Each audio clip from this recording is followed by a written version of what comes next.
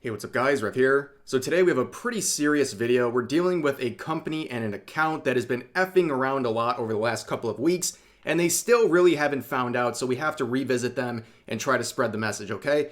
So once again, we are talking about the Global VTuber Awards. This is the third video in a week I've made about this account, and that is a lot because this is a serious situation and it's ever evolving, and today we have some more updates and very concerning ones because the company that runs this account has once again falsely strucken down another popular YouTube channel that has called out their public actions, and they have doubled down on this and openly stated that they're taking down these accounts because they are criticizing them. It's a very serious situation, and we're going to get to the updates in a second, but let's remind ourselves how we got here. So about a week ago, I made this video about this account and the company that runs them because there's a lot of very concerning things.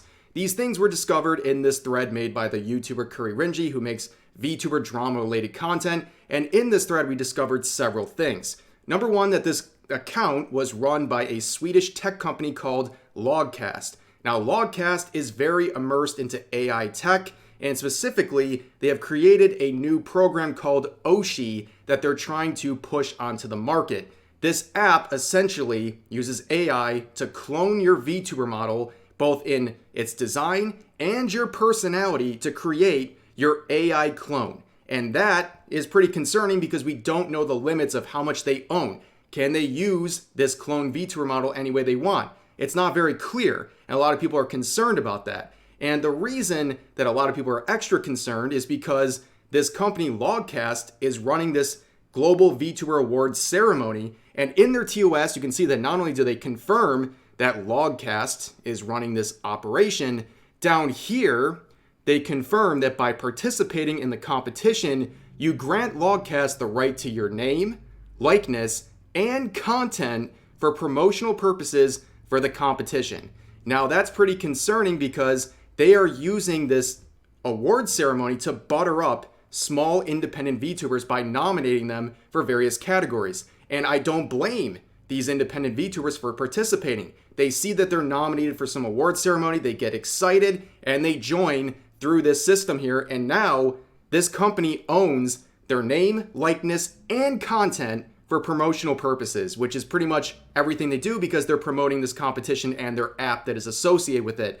And that is a pretty concerning thing, and I've seen literally hundreds, if not thousands, of VTubers hand over their likeness to this company because they're excited about this award ceremony. Now, there's many other concerning things that this company has done. You can see on their own Logcast site here, they have many articles that are using the likeness of Hololive members like Pecora to promote their apps.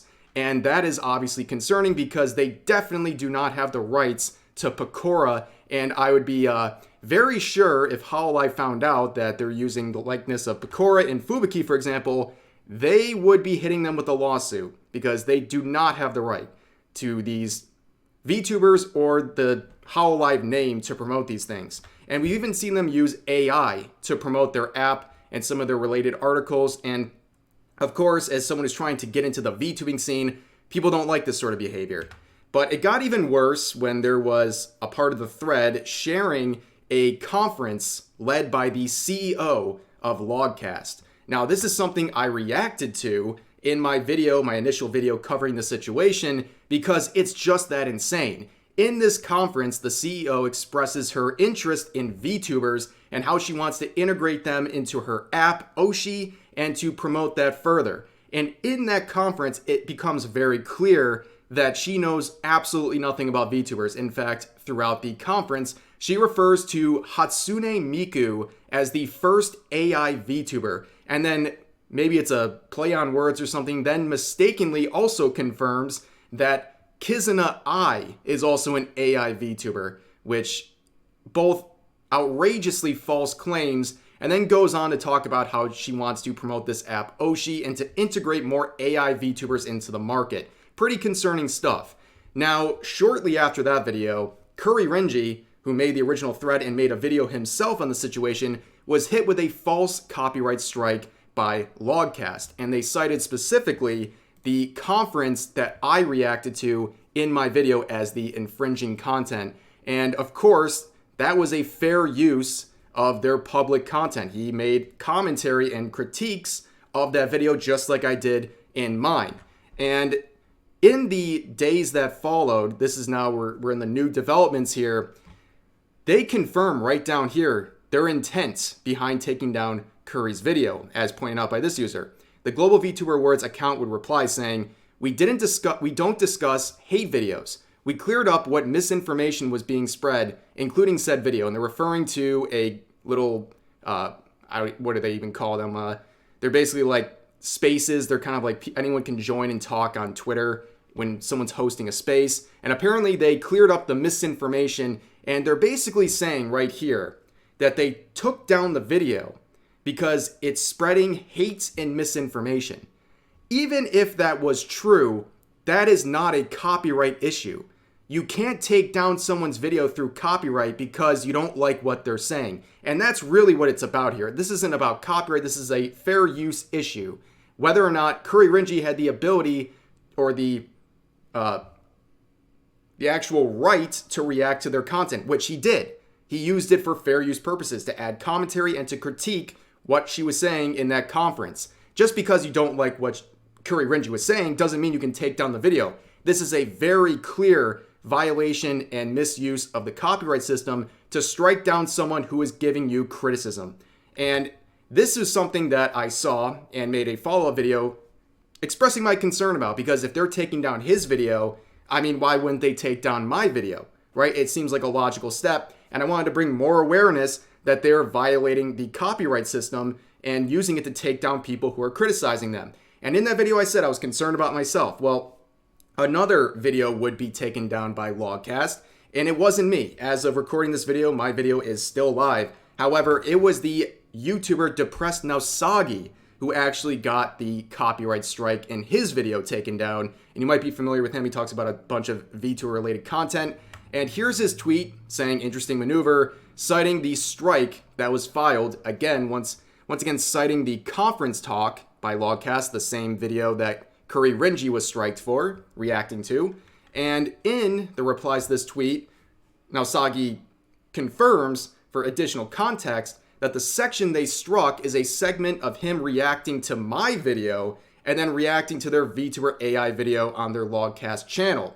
So not only are they reacting to the same content, they're reacting to my video. And yet my video is still up, and Nausagi and Curry Rinji have their videos taken down, which is very strange to me because I feel like if they wanted to take down my video, they would have done it already. So they're, I guess, intentionally not taking down mine as some sort of a strategy or something. I don't know.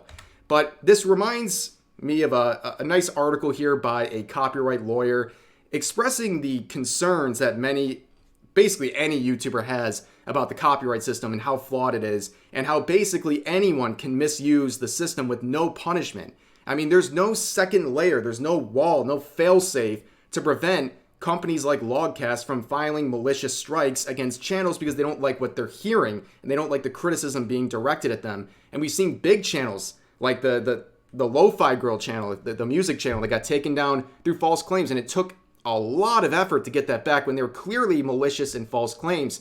And that's exactly what we're dealing with in this situation. And what's going to be the punishment? Because clearly Logcast and the Global VTuber Awards are abusing the system to silence criticism, but what's going to happen to them? And honestly, the word really hasn't even got out there that much because people are still joining their awards ceremony and still supporting their tweets despite all of this mountain of things that they're doing wrong, and how they're taking advantage of this whole thing to promote their app and to gain the likeness of independent VTubers for their own promotional gain.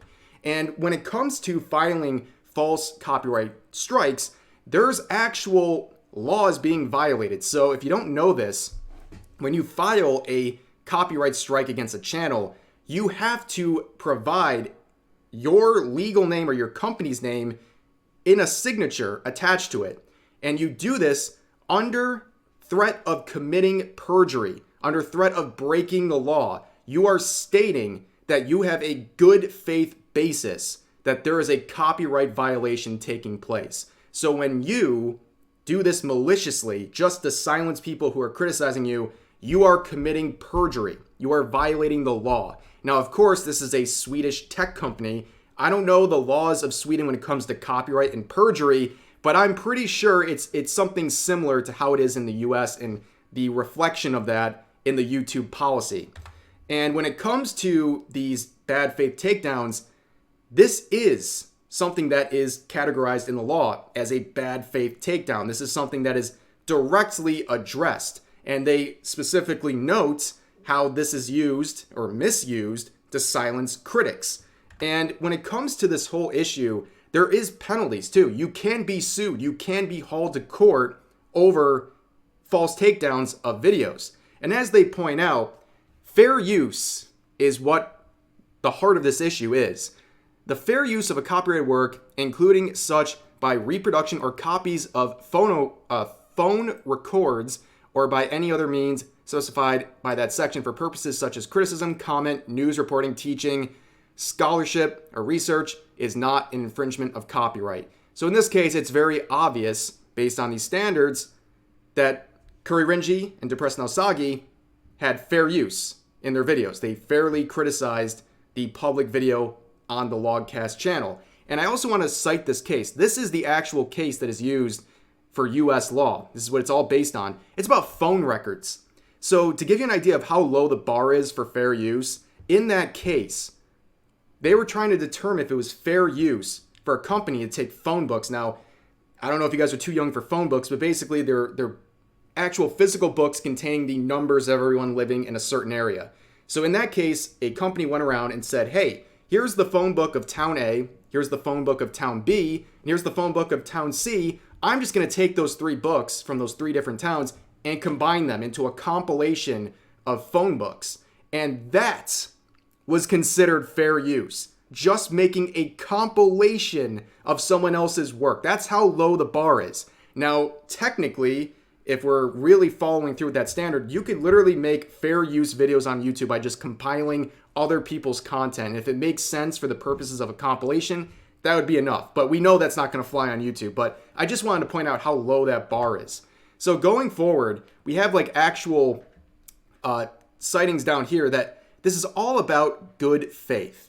That this whole thing revolves around good faith. And that fair use is not some sort of a loophole out of it.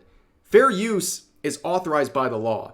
And it's very clear in this situation. I know I'm beating this to death, but they have violated this good faith representation that what they're filing was made with honest intent. They clearly are abusing the system for their own personal gain and to silence criticism.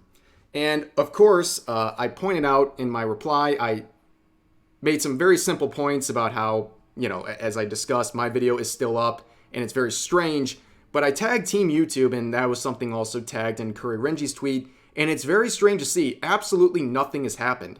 And it's been several days now, and YouTube has not intervened. Now, I personally think, like, Nausagi is a pretty sizable channel, but maybe things are different because when I've had situations like this and I've made tweets, like, YouTube has actually come in and intervened and stopped the process. Now, what do these guys have to do next? Well, they're just going to have to fight this copyright strike against their channel, and they'll win, okay? There gets to a point where basically Logcast is going to have to show that they're actually bringing a lawsuit to defend their video, which I highly doubt they would waste their time on that. But still, the fact you have to fight through the system like that is totally ridiculous. And I want to end this video by pointing out one final thing. Tonight, mark your calendars, I guess, if you want. They are hosting a Ask Me Anything, a community Ask Me Anything in one of their spaces. So basically, you can drop in and ask them any question you want. Now, that's at 9 p.m. EST as the day of this video's release. And unfortunately, Sumima-sen, I don't think your boy Rev is going to be there because I have some IRL plans tonight. But if you're interested in asking them some questions, they're open. They're open tonight. But anyways, that's going to do it for this video. Please share this video and its message around. We have to really get this out there because it's still not being clear to a lot of these VTubers who are participating in this Global VTuber Awards what kind of a risk that they're facing. So I appreciate you guys listening and spreading the message. And yeah, as always, share your thoughts about today's video in the comments section down below. Hope you guys enjoyed, and I'll see you next time.